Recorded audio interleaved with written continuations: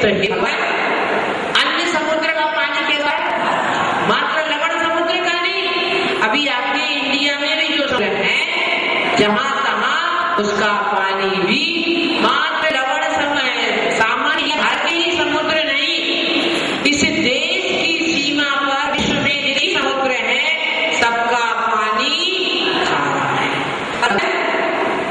आप क्षीर सागर का समुद्र पानी मीठा होता है, वैसे ही भगवान अन्य समुद्रों का भी मीठा नहीं होता है। ठीक इसी प्रकार जैसे रूप देखने के बाद जो संतोष मिलता है वह संतोष अन्य जगह नहीं मिलता, वह संतोष अन्य जगह नहीं मिलता है। तो भगवान के दर्शन की तुलना किए क्षीर सागर के जल से, और अन्य जहां ईश्वर बने की हम परिकल्पना कर लेते हैं उसकी तुलना की है खारे पानी से। वो लवण समुद्र भी हो सकता है, और आपके भारत की सीमा पर तीन समुद्रों का मिलन है, वह समुद्र का पानी भी खारा ही है। तो वह व्यक्ति खारा पानी पीने की इच्छा नहीं करता है। ठीक इसी प्रकार जो भव्य प्राणी अब कुछ नहीं लगेगा, ये भी पी लेगा वो भी पी लेगा, यहाँ जाएगा, और परंतु वो भव्य है, भगवत अभिव्यक्ति की जिसमें क्षमता है, वह अन्य देवों के पास संतुष्ट होने वाला नहीं है, जाने की इच्छा स्वप्न में भी नहीं करता है। लिखिए बाबा, सौंदर्य युक्त भगवान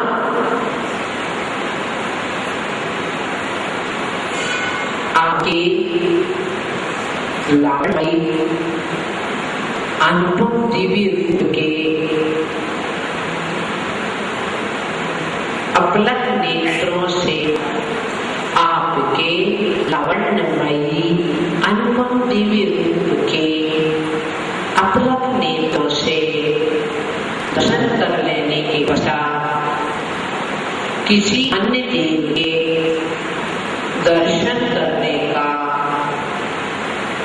मन नहीं होता है, अन्य देव के दर्शन करने का भाव होता है, ये भी देख सकते हैं। जैसे चंद्रमा के जी दोबारा बोलिए, सौंदर्य युक्त प्रभु आपके लावण्यमयी अनुपम दिव्य रूप के अपलक नेत्रों से दर्शन कर लेने के पश्चात किसी अन्य देव के दर्शन करने का भाव नहीं होता है।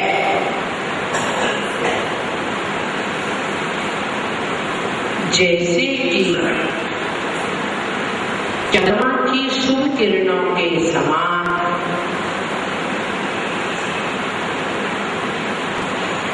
चंद्रमा की शुभ किरण क्षीर सागर के शीतल मधुर जल को पीने के बाद समुद्र के खारे पानी को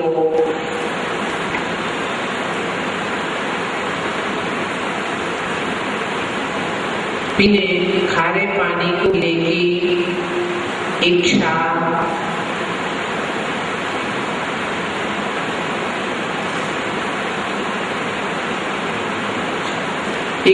नहीं करता, खारे पानी को पीने की इच्छा नहीं करता।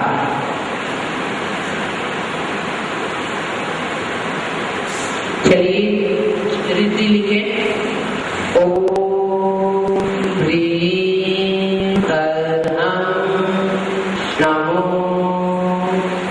पत्ते बुद्धिणम्। मैं क्यों बोलती, ताकि आपका उच्चारण भी शुद्ध हो जाए।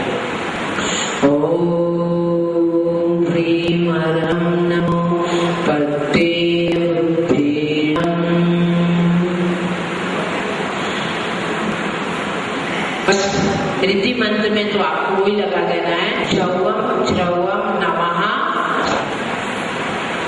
ओम ह्रीं अहं नमो ते बुद्धिनम, श्रवम श्रवम नमः स्वाहा।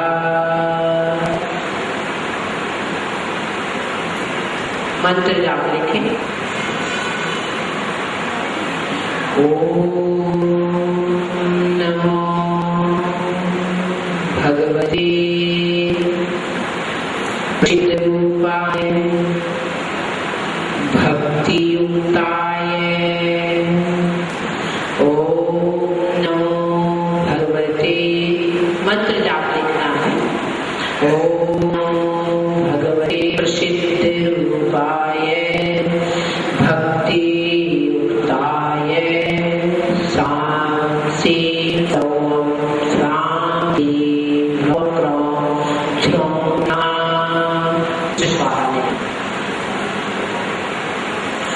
इस यंत्र के द्वारा दो कार्य होते हैं, आकर्षण और जलदृष्टि। लिखें आप विधि, यंत्र विराजमान करें, बाबा की, ठीक है, हाँ बाबा की लिखी, लिखा तो दिया मैंने, रिद्धि जाप लिखा दिया ना।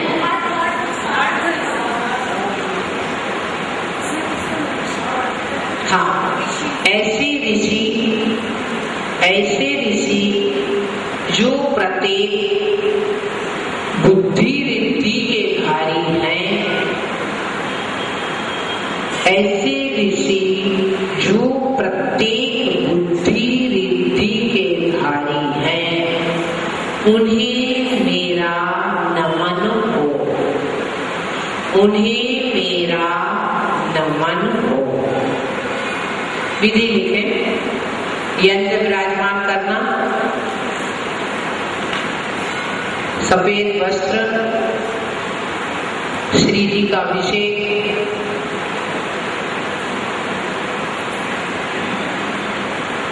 पश्चात वहां उसके बाद एकांत स्थान में उत्तर दिशा की ओर, एकांत स्थान में उत्तर दिशा की ओर दर्वासन पर खड़े होकर, दर्वासन आसन दर्वासन पर खड़े होकर सफेद माला, माला सफेद, जाप अवधि की जिद 21 दिन, जाप संख्या 108 बार, 11वां काव्य रुद्धिमंत्र और जाप, रुद्धिमंत्र और जाप मंत्र।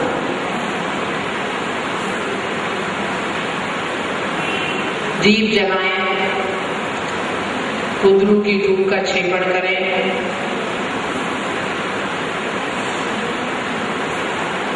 एक शब्द इसमें बड़ा अच्छा आया, प्रसन्न मन से, मन प्रसन्न होना चाहिए। इसका फल लिखे,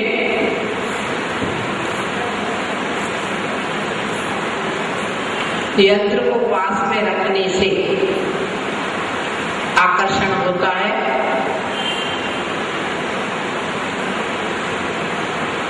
मुट्ठी भर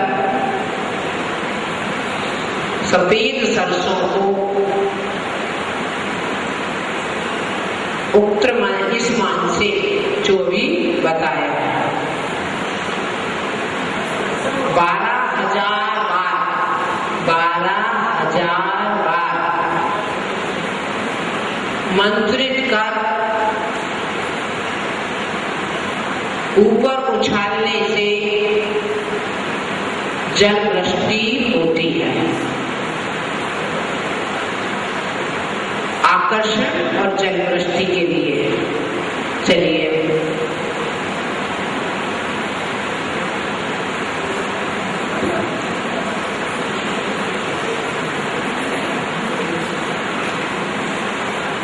आगे का बात। कुछ है मेरे से पूछो, कोई डर की बात नहीं।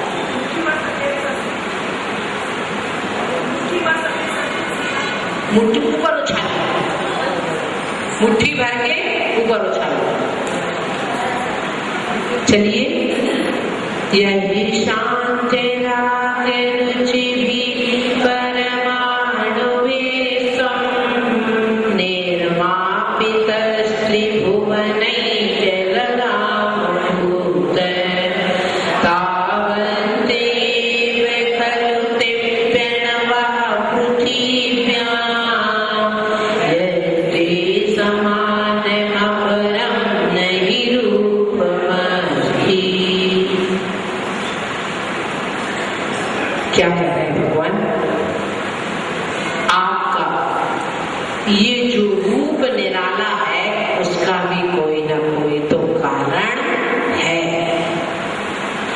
और उस कारण का भी कोई कारण है? बात समझ रही नहीं मेरी? कि भगवान का जो रूप निराला है उसका कोई कारण है और उस कारण का भी कोई कारण है। आज इसी काव्य के माध्यम से आचार्य इसी रहस्य को व्यक्त कर रहे हैं। अब चाहे तो आप अपनी जिंदगी को नई दिशा दे सकते हैं, और ना समझे तो रोज का वही चक्कर। लिखिए, त्रिभुवनैक, त्रिभुवनैक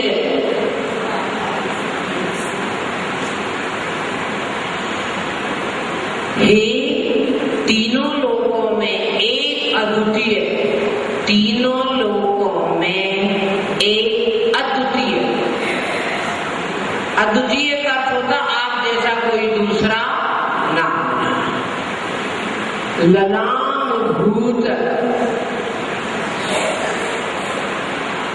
ललाम भूत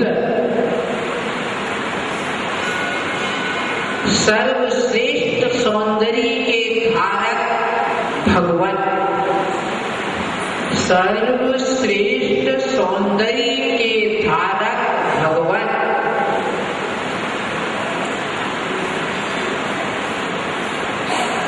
यही जिन शांत राग सहित रुचि भी हमें विसर्ग करेंगे,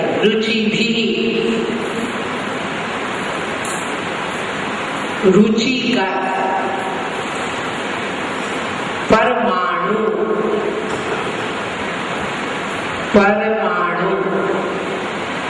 परमाणुओं से बहुवचन कर रहे हैं, परमाणुओं से तुम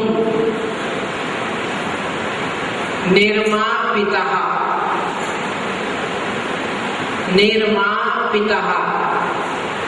बनाए गए हो। ते वे अणवः, अणु, अपि भी, खलु निश्चय से, तावत उतने, एव ही हैं,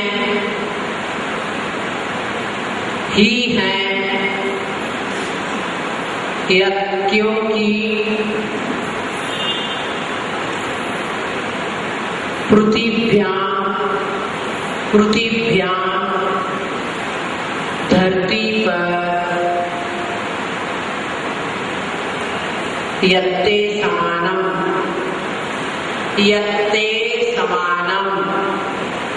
आपके समान, अपरम दूसरा, रूप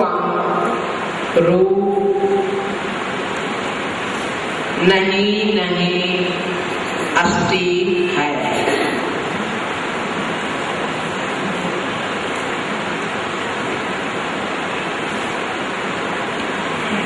क्या कह रहे हैं कि हे त्रिलोकीनाथ, 3 लोक में महान है आप,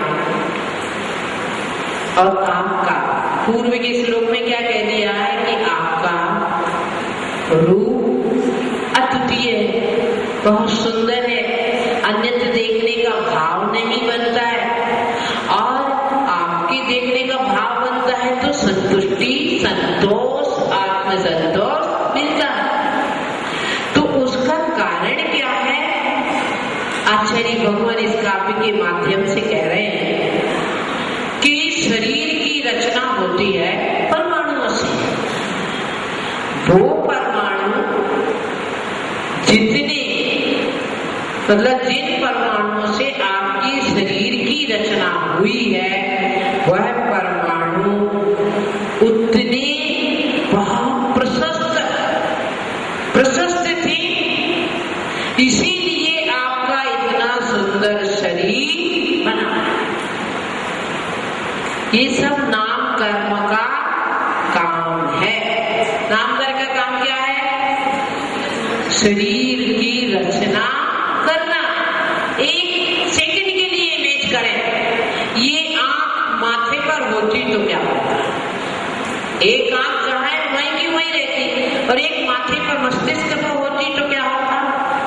नाक यदि यहां हो जाती तो क्या होता? तो ये काम किसका है? नाम कर्म का।